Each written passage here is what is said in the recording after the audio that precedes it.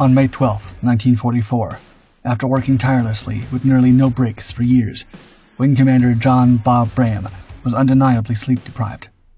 Still, he was as driven as ever, strong in his belief that a pilot's duty was to engage the enemy, whatever the cost. But he was growing increasingly reckless. That day, flying a Mosquito over Denmark with navigator Bill Styx Gregory, Braham spotted an FW-190 fighter. As he gave chase, a Bf-109 ambushed them, piercing their wing and fuel lines before vanishing. Undeterred, Braham pursued the FW-190. Skimming treetops, his fighter bounced off a mound, but he recovered, setting the enemy ablaze mere yards away. With the Mosquito damaged beyond repair, miles from safety, and with alarms blaring, Braham used the last of his power to climb to a high altitude and broadcast an emergency message. By the time Air Sea Rescue found the duo alive in a dinghy, the fighter was broken in half. Despite the thousands of pounds in damages and the flat-out recklessness, when his wing commander visited him that night, instead of a reprimand, Braham, now one of Britain's greatest aces, received congratulations on his 29th victory. Little did he know, it would be his last. In late 1937, restless with civilian life, 17-year-old John Randall Daniel Braham applied for a short service commission in the Royal Air Force, a 5-year program that sought young aviation enthusiasts with the right physical and academic qualities to become flying officers. To Braham's astonishment, his application was accepted, and he dove headfirst into basic training. Upon completing flight instruction, he was posted to No. 29 Squadron, where he began mastering the Hawker Hurricane. However, by early 1939, with the unit shifting focus to specialized nighttime fighting, to his disappointment, the young man was ordered to train with the Bristol Blenheim. When Braham and his squadron were finally called to defend British territory in the summer of 1940, following the swift fall of the Netherlands, Belgium, and France in the first half of the year, British defenses were dangerously inadequate.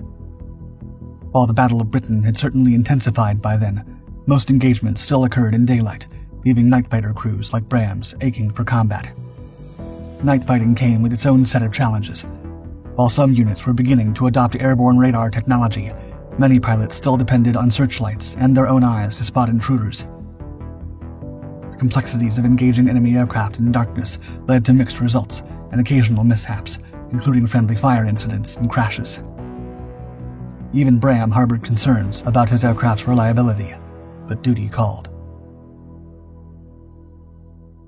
On the night of August 24th, Braham took off in his Blenheim, cutting through the darkness alongside Air Gunner Sergeant Wilsden and train radar operator N. Jacobson. As they patrolled the northern England area, Ground Control's urgent voice crackled through the radio, directing them to an aircraft pinned within the searchlights. The young pilot, eager for action, closed in too fast and overshot it, but in a swift recovery, he maneuvered for a second pass. His gunner unleashed fire, peppering the enemy plane, and watched as it plummeted to the sea. Later identified as a Heinkel HE-111, this win marked Braham's first victory. After this win, for the remainder of the Battle of Britain, Braham recuperated from a car crash, eager to return to the fight. As November 1940 drew to a close, the pilot emerged from his hospital stay to find his squadron immersed in training with the Bristol Beaufighter.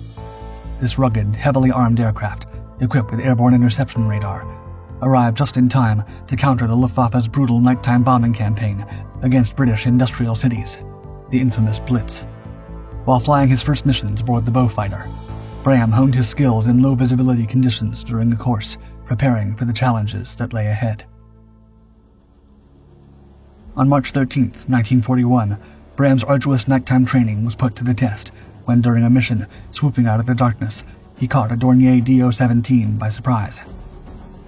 What followed was a heart-pounding 13-minute dogfight. After successfully knocking out one of the enemy bomber's engines, despite Braham's precision, one of his cannons jammed. With no time to lose, his radar operator frantically worked to fix the weapons as the pilot maneuvered for another attack. Finally, he struck the bomber, causing it to erupt in a fireball. The fight happened with both aircraft so close to each other that the British Beaufighter, barely 60 yards away, narrowly avoided a collision with the falling debris. A few months later, the pilot and his radar operator were on the prowl again. Approaching from below, Braham followed his operator's instructions until two HE-111s were in sight, At close range, his nose-mounted cannon sent one bomber plummeting to the ground. Not long after, the fallen German pilot's Iron Cross was sent to Bram, along with 2 Luftwaffe life jackets. Impressed by their design, which he believed was less bulky than the British equivalent, Bob, as he was now known in No. 29 Squadron, made a bold decision. For the rest of his flying career, he would wear the enemy life jacket. With the Blitz waning as the Luftwaffe shifted focus to Operation Barbarossa in June 1941, while there were fewer but still dangerous encounters, German night fighters also began intercepting RAF Bomber Command missions. On June 23rd, the pilot and his new radar operator, Sergeant W.J. Styx Gregory, claimed a probable HE-111, marking the beginning of a successful partnership and friendship. From June to November 1941, they claimed 7 enemy aircraft, including HE-111s, Ju-88s, and a Do-17, earning Bob Bram his 8th status. 1942 became one of Bob's most prolific years. After a brief and forced instructing stint in an operational training unit, he returned to combat with vigor just as the Germans launched their Baedeker Blitz, targeting cultural and valuable heritage sites. Bram and Gregory's skill continued to shine, taking down a Do-217 over Canterbury in June. Upon returning to the No. 29 Squadron, the 22-year-old proved himself as a leader. Despite the new role, the pilot streak continued, damaging one Ju-88 and destroying another in August alone. Despite another car crash, Bram carried on his streak through October undeterred. By year's end, his tally stood at 12 destroyed, 1 probable, and 4 damaged enemy aircraft, solidifying his reputation as one of the RAF's top night fighter pilots. In December 1942, Bram took command of the 141st Squadron. He promptly requested the transfer of his friend Gregory, now also a decorated flying officer. Through his outstanding leadership, Bob single-handedly transformed the squadron from a defensive unit into a powerful offensive force. The year 1943 began with promise, with Bram claiming a Do-217 in its early days.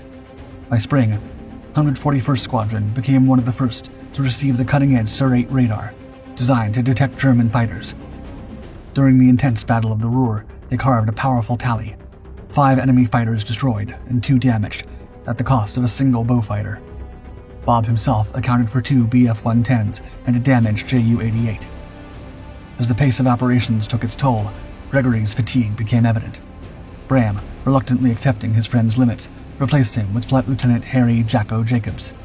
Yet, despite the mounting victories and undeniable pressure, Pilot Bram still felt an insatiable hunger for more. On August 18th, during Operation Hydra, Bram mounted his most audacious intruder mission yet. Positioning Beaufighters between the bomber stream and German airfields near Leeuwarden, his radar detected a group of Messerschmitt Bf-110s. Unbeknownst to him, they were led by Heinz Wolfgang Schnaufer, the top night fighter ace of the entire war. With no time to lose, Bob shot down 2 enemies, but victory came at a price. Exhaustion clouded Bram's judgment, forcing him to close in dangerously near his targets, as he'd done so many times before, and debris from the disintegrating enemy aircraft narrowly missed his Beaufighter. Unsatisfied, the pilot pushed even harder in September, flying increasingly perilous missions against ground targets, hunting enemy rail transport and low-altitude flights over the sea. In just 2 consecutive evenings, Bram's accuracy soared even further.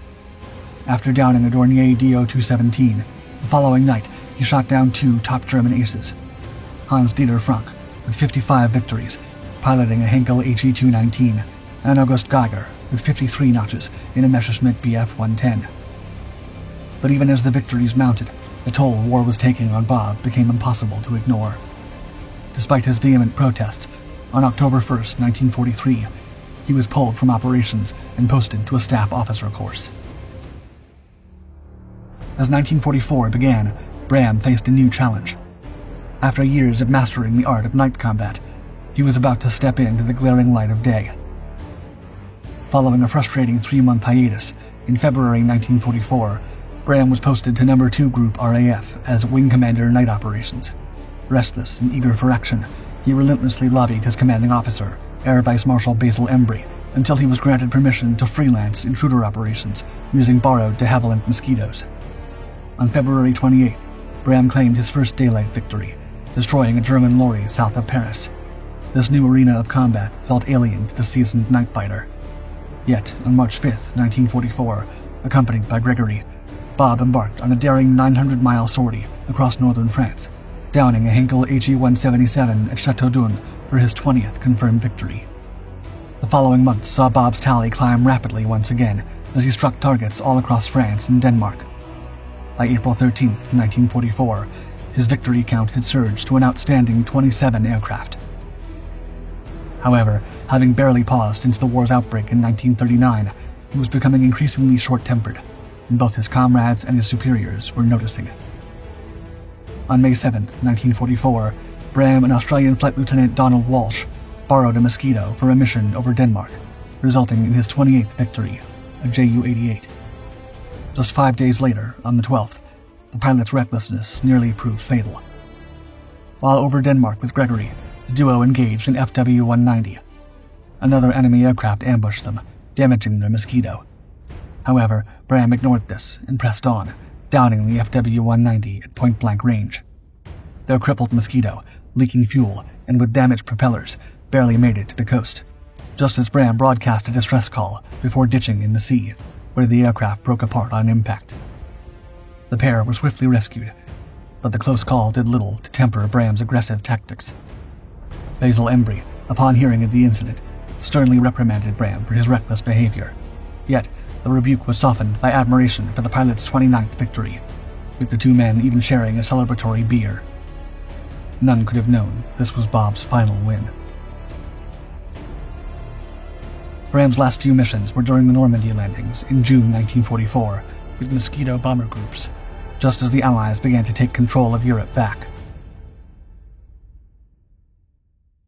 As spring 1944 unfolded, unlike his partners, Bram remained mostly unbothered by recent and escalating close calls and continued to fly deep into enemy airspace, alone and in daylight. His luck couldn't last forever. On June 25th, Bram and navigator Don Walsh collected a Mosquito from 21st Squadron, and after refueling, set course for the Danish coast. Out at sea, despite frequently changing course, hoping to shake off detection, a whine in the radio signaled they were being tracked by radar. With clouds thinning and visibility improving, the pilot decided to turn back. However, before he could do so, while flying over Funan Island, he spotted a building adorned with a massive swastika flag and a car sitting outside. Unable to resist, the pilot dove to attack, strafing the building and destroying the vehicle. But this moment of bravado proved costly. Having lingered too long, Bob soon found himself face-to-face with two FW-190s. And while he had beaten countless of these fighters before, the skill of these pilots remained unknown. Unable to outrun the faster aircraft, the pilot decided to fight while he still could. In a head-on attack, while the first FW-190 missed, the second sent cannon fire tearing right through the Mosquito's port wing and engine, setting it ablaze. The cockpit window shattered, barely missing both the pilot and his navigator. Diving desperately, Bram leveled below 100 feet, frantically trying to extinguish the fire. However, the German pilot continued to pursue and shoot them. Now critically damaged, the Mosquito and its two shaken crew members crash-landed on a beach. After scrambling free, the duo took cover behind a sand dune right before their aircraft erupted in flames. Their brief hope of escape was quickly dashed as German soldiers from a nearby radar station converged on them. Transported by train to Germany, they faced harsh treatment from guards and civilians alike. Once at the Luftwaffe Interrogation Center near Frankfurt, Bram met Lieutenant Robert Spreckels, the very pilot who had shot him down. From then on, the airmen were sent to Stalag Luft III, a POW camp near the Polish border, where they remained until early 1945, when the advancing Red Army forced them to march across Germany. They received aid along the way and reached Bremen in early February. They were evacuated to Lübeck in April. Finally, on May 2, 1945, they were liberated by the British Army. Despite his extraordinary achievements, Wing Commander John Randall Daniel Bob Bram's capture and imprisonment in the war's final year, followed by a quiet post-war career in the Royal Canadian Air Force, kept him from the limelight enjoyed by other celebrated aces. Yet his record, 29 confirmed victories, makes him the most successful British pilot on twin-engine aircraft, as well as the most highly decorated airman in RAF Fighter Command.